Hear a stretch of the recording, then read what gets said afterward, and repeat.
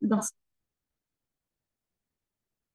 Donc, on va commencer avec la présentation de Dr. Thomas Tani, qui est gériatre à l'Institut de gériatrie de Montréal, chercheur clinicien au CRIGM et professeur adjoint de clinique au département de médecine à l'Université de Montréal. Il a été formé en France à l'Université de Bourgogne-Franche-Comté.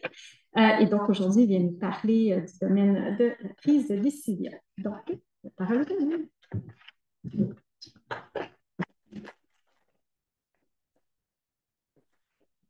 Merci beaucoup. Merci pour cette introduction. Et puis, merci au comité CAREC de me permettre de présenter aujourd'hui ces travaux préliminaires qui sont des travaux qui ont été pensés et conçus avant la COVID. Et à l'époque où j'étais doctorant ici, je remercie Simona et Sven de m'avoir soutenu dans ce projet. Puis je remercie surtout les étudiants investis, qu'ils soient en France pour Charline, Lénaïque ou Lucas qui est ici et qui a largement contribué au travail que vous allez voir. Donc c'est un projet qui a été réalisé de façon mixte entre la France et ici. Un petit préambule pour poser le cadre de nos discussions. On va parler très brièvement de Monsieur P, qui a 78 ans. Monsieur P, je l'ai vu en clinique externe ici il y a quelques mois. Donc, on est après le projet, mais c'est pour vous donner un petit peu d'éléments de contexte. Et Monsieur P, quelques semaines après l'avoir vu, je reçois ce courriel de son notaire me demandant mon opinion médicale sur sa capacité à comprendre des documents légaux comme des testaments et des mandats, à décider ce qui est dans son meilleur intérêt, à signer des documents.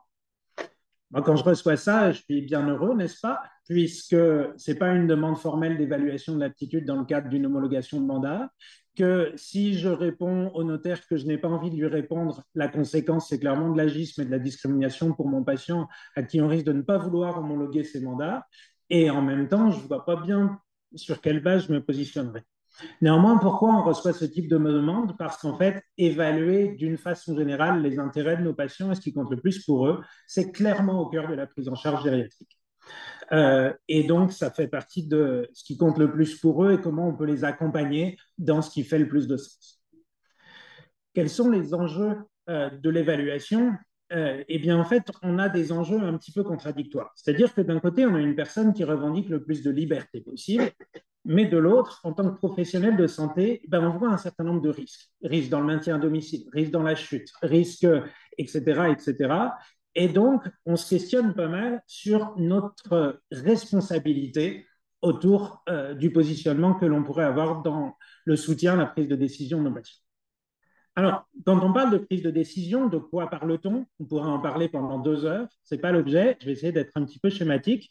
En pratique, il y a différents modèles, mais on mentionne le fait d'évaluer un certain nombre d'options possibles face à une décision donnée, de faire la balance entre les bénéfices et les risques, de persister dans le choix d'une option. C'est-à-dire que si je dis oui au médecin, mais non à l'infirmière, ce n'est pas un choix persistant et de mettre en action. C'est-à-dire que ce n'est pas le tout de dire oui, je vais le faire, mais si je vous dis qu'à la fin de ma présentation, je vous donne 200 $ chacun, mais que vous ne les voyez jamais, on n'est pas arrivé jusqu'au phénomène complet de prise de décision. Donc, on a un certain nombre d'enjeux autour du risque, on a un certain nombre d'enjeux autour de la persistance, qui sont potentiellement altérés dans les troubles cognitifs. On sait qu'il y a un certain nombre de substrats neurofonctionnels à cette prise de décision. Je ne vais pas revenir sur ces éléments-là au niveau du cortex préfrontal dorsolatéral, au niveau du cortex orbitofrontal, au niveau plus des insulas, etc. Puis on sait aussi qu'on a des outils cliniques, parce qu'on ne va pas passer tout le monde dans l'IRM à chaque fois, donc on a un certain nombre d'outils cliniques d'aide à la décision. Vous en avez ici un exemple. Nos collègues en neuropsychologie ont aussi travaillé plus spécifiquement sur la validation de mandats d'homologation dans d'autres items. Pour autant, ces éléments sont assez peu utilisés. On a fait une enquête sur un panel de gériatres européens et quand on leur demandait, mais l'attitude décisionnelle, globalement, comment vous l'évaluez? Ils disaient, nous, on utilise des scores de repérage, MMSE, MOCA, puis on utilise notre sens clinique. Mais par contre, des tests ou des tâches spécifiques, un tiers disaient l'utiliser, donc dans 2 tiers des cas, c'était essentiellement un sens clinique. Une des hypothèses pour le projet de recherche qu'on va présenter maintenant est de se dire, mais et si ce sens clinique, c'était en fait ce qui fait la base de notre entrevue médicale, c'est-à-dire le discours, la structuration du discours de nos patients. Alors, on a un certain nombre d'éléments théoriques pour soutenir cet argumentaire. Et pour ça, on a eu 45 minutes fantastiques par Simona ce matin. Alors, je vais avoir du mal à faire mieux. Mais pour vous rappeler les grandes lignes, il y a des éléments disant que on a des modifications subtiles de la production du langage qui sont prédictifs de troubles cognitifs de façon assez précoce. On a la capacité d'identifier des patterns de langage qui sont caractéristiques avec une assez bonne spécificité et sensibilité dans le cadre de diagnostics spécifiques de troubles cognitifs. Et puis, le discours spontané, bah, ça peut être un biomarqueur. Alors, on parle de biomarqueur dans Alzheimer, ça peut être un biomarqueur à moindre coût par rapport aux biomarqueurs traditionnels. Et donc, notre hypothèse était de se dire, est-ce qu'une analyse sémantique du discours spontané, ça pourrait nous aider à évaluer l'aptitude? Plus exactement, un cran avant, c'est-à-dire comment cibler le bon patient à qui faire le test. C'est-à-dire finalement, quel est celui pour lequel je pourrais dire, OK, j'ai pas de doute, ou alors, ah, j'ai un doute, j'ai besoin d'aller plus loin. Pour ça, on a mené une étude pilote avec un certain nombre de patients éligibles. C'était des patients du service de gériatrie du CHU de Besançon où j'étais à l'époque, qui étaient suivis en clinique externe ou en hôpital de jour, donc en 2021-2022, et chez qui on avait posé un diagnostic de troubles cognitifs légers ou de troubles cognitifs majeurs au stade léger et qui vivaient dans leur domicile habituel. Les patients éligibles étaient invités à participer à la recherche, à en fait une autre recherche concomitante qui était une recherche par entrevue avec un objectif d'analyse qualitative sur le choix du lieu de vie après l'annonce du diagnostic. Et on a inclus les patients qui avaient accepté de participer à cette entrevue. Donc, c'était des patients éligibles sur données rétrospectives immédiates. C'est une particularité de la loi française en recherche qui nous permettait de solliciter des patients à participer à l'étude. On demandait au gériatre, à la fin de son entrevue clinique classique, c'est-à-dire sa consultation médicale initiale, première fois, ce patient, sur la base de votre analyse clinique, là, en sortie de consultation, si vous recevez un courriel comme celui que je vous ai montré de mon notaire, est-ce que vous dites oui au notaire, vas-y, fais tes papiers, ou est-ce que vous lui dites oh là là, j'en sais rien, c'est compliqué, attends, on va se revoir, on va évaluer spécifiquement l'aptitude. C'était ça la question. Est-ce que le patient, vous le considérez comme apte, ou est-ce que vous avez un doute sur son aptitude? Et ensuite, on avait ces entrevues enregistrées sur la question du vieillissement. Et donc, vous vous doutez qu'à partir du moment où on avait des entrevues enregistrées, on pouvait utiliser le langage spontané. Donc, on a comparé les paramètres neuropsychologiques, les paramètres démographiques, on a retranscrit les discours, puis il y a eu d'un côté une analyse plus thématique, qualitative, et de l'autre une analyse quantitative que je vais vous présenter ici, qui s'est basée sur l'utilisation du logiciel Iramutech. Alors, on n'est pas allé aussi loin dans les analyses que ce qui a été présenté par Simona ce matin. On est sur des éléments pilotes, mais on a identifié les occurrences et les co-occurrences de mots et les correspondances factorielles pour essayer de voir un petit peu l'arborescence du discours. Nos résultats, on avait 40 participants, on avait 24 femmes, on avait un âge moyen à 82 ans, on avait un niveau moyen d'études à 11 années d'études. La majorité vivait en campagne autour de Besançon et ils avaient tous un trouble neurocognitif majeur, mais au stade léger, qui était diagnostiqué. Et donc, quand je vous disais, comme on demandait aux médecins d'évaluer l'aptitude, elle était conservée dans 23 situations et mise en doute dans 17. Ça faisait nos deux groupes. Si on compare les tests neuropsychologiques de repérage, qui sont ce que utilise largement le gériatre pour classifier ces patients, on voit qu'en fait, on n'a pas de différence significative notable entre nos deux groupes, sauf éventuellement à la GDS, évaluation plus éléments dépressifs. On a aussi fait secondairement le Try Making Test, le JAT et le Stroop Victoria. On n'a pas non plus de différence significative entre nos groupes. Là, on se dit mince, c'est-à-dire que le gériatre il serait capable de mettre en doute l'aptitude d'un patient et pas l'autre, mais neuropsychologiquement, nos deux cohortes elles sont identiques. Ça questionne.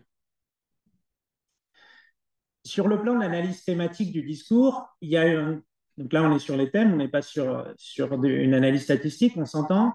mais ce qui ressort beaucoup, c'est la banalisation de l'impact des troubles cognitifs. C'est Charline qui avait publié ces données, le fameux j'ai un problème de mémoire, mais comme tout le monde, alors que je vous rappelle qu'ils ont des troubles cognitifs diagnostiqués. Pour autant, quand on regarde les thèmes cette fois-ci de façon plus quantitative, évidemment, c'est cadré par les besoins de l'entrevue. Donc, ils nous parlent de leur cadre de vie, de la prise de décision et des activités de vie quotidienne. C'était les éléments de notre entrevue. Mais ce qui est intéressant, c'est de voir qu'il y a des pondérations différentes dans la mise en avant, le volume de vocabulaire utilisé par catégorie. C'est-à-dire que finalement, il y a beaucoup plus de mise en avant des activités de vie quotidienne par les patients pour lesquels il n'y a pas de doute sur l'aptitude, versus ceux que j'ai, par simplification, mentionnés inaptes, on s'entend, ce n'est pas au sens légal du terme, qui sont des patients qui vont plutôt parler décision et lieu de vie. Donc, on ne va pas tout à fait avoir la même pondération dans l'argumentaire. L'analyse factorielle, elle montre bien qu'on a des thèmes relativement indépendants, quand même. On a les trois mêmes thèmes, avec à peu près le même volume de mots pour catégoriser les différents thèmes. Mais par contre, dès qu'on va voir ce qu'on a appelé avec Lucas les communautés lexicales, là, on voit qu'on n'a plus la même arborescence. C'est-à-dire que finalement, la personne pour laquelle il y a un doute sur l'aptitude, elle va se concentrer davantage sur les termes lexicaux liés au vieillissement, sur les termes liés à la mémoire, et le reste, ça va être un peu plus fouillis, ça va être moins clairement défini. On a moins une arborescence claire entre les différentes thématiques abordées. Alors qu'à l'inverse, quand on compare avec les patients pour lesquels on n'a pas de doute sur leur aptitude, là, vous voyez, ne serait-ce que visuellement, on a des thèmes qui sont beaucoup plus équilibrés dans le discours spontané des patients. On a quelque chose qui est plus distinct. On va parler de l'environnement social, puis à ce moment-là, les termes vont être cohérents entre eux. On va parler de la vie quotidienne, puis là, on va être sur une grappe de mots qui vont être bien liés les uns. On a fini ce thème-là, on passe à un suivant, etc. Donc, la discussion, c'est de se dire que finalement, évidemment, notre étude, qu'on soit très clair, c'est une étude pilote, on est sur du monocentrique, on n'a pas formalisé l'évaluation d'aptitude. Je ne suis pas en train de vous dire, je suis pas en train de vous parler d'aptitude légale. Ce que je suis bien en train de vous dire, par contre, c'est qu'on a probablement un potentiel. C'est-à-dire que l'analyse du discours spontané nous suggère que la construction du langage, elle diffère entre les personnes jugées aptes et celles pour lesquelles le gériatre spontanément a un doute sur son aptitude. On a des thèmes abordés qui sont moins bien définis, qui sont moins bien délimités dans le groupe qui génère un doute, et que finalement, ça pourrait être ça. C'est-à-dire que le gériatre pourrait être implicitement sensible à la structuration du discours. Et donc, en conclusion, pour essayer de respecter à peu près le timing, je voudrais vous donner un exemple. Où voulez-vous travailler? Dans cette pièce ou dans celle-ci? Où est-on le plus posément prêt à réfléchir? Très clairement, le discours spontané des patients, c'était notre question initiale, est-ce que c'est un biomarqueur prédictif du besoin d'évaluer l'aptitude? Je dis bien du besoin d'évaluer l'aptitude. Eh bien, probablement, potentiellement en tout cas. C'est-à-dire que, évidemment, c'est une étude pilote, il faut aller plus loin. Simona nous a donné ce matin des kyriades d'idées et d'outils, mais la relation médecin-malade, elle est d'abord structurée sur l'échange verbal. Et j'ai envie de vous dire, au-delà de la relation médecin-malade, la relation clinicien-personne. D'abord, on communique. Et donc, implicitement, on peut faire l'hypothèse que la structuration du discours spontané de nos patients, elle modifie notre perception et donc notre jugement clinique, et donc que nos sens cliniques pourraient être largement basés sur la structuration du langage de nos patients. Voilà.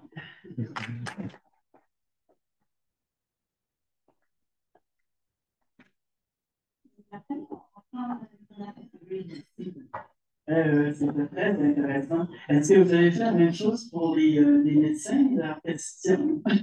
Parce que c'est pas un questionnaire très fixe, hein, c'est dans une conversation. Est-ce que peut-être les médecins avaient plus tendance à suivre leurs patients, leur poser des questions sur le plan professionnel, dans ce qu'eux abordaient? Je suis pas sûr d'avoir complètement saisi la question. Leur propre question, mais c'est ça, c'est une conversation entre le médecin et son patient. Oui. Les questions ne sont pas formatées d'avance. C'était dans le cadre d'une étude, Imagision, une étude plus globale qui a soutenu ma thèse de PhD. Et donc là, on était vraiment dans le cadre d'une entrevue qualitative pour ce travail. Et donc, les questions, il y avait il y avait une série de questions. Évidemment, comme toute recherche qualitative, les questions, elles ne sont pas formulées exactement de la même façon. C'est aussi la nature même du discours et de l'échange. Mais néanmoins, on était dans une trame de questions dans une entrevue semi-dirigée. Donc, je me disais peut-être que si les gens apportent davantage d'inaptitude possible, des choses comme ça, c'est parce que c'est ce qui venait dans la conversation et que vous apportez ça. Alors, pour clarifier, l'entrevue qui a été faite et enregistrée n'était pas l'entrevue médicale. Les médecins ont été interrogés en sortie de consultation, mais par contre, l'entrevue a été faite secondairement dans le cadre d'un projet évaluant la perception des besoins d'adapter son lieu de vie au diagnostic de troubles cognitifs. Donc, c'était fait par un chercheur dans un cadre dédié, distinct. Merci, merci pour la précision.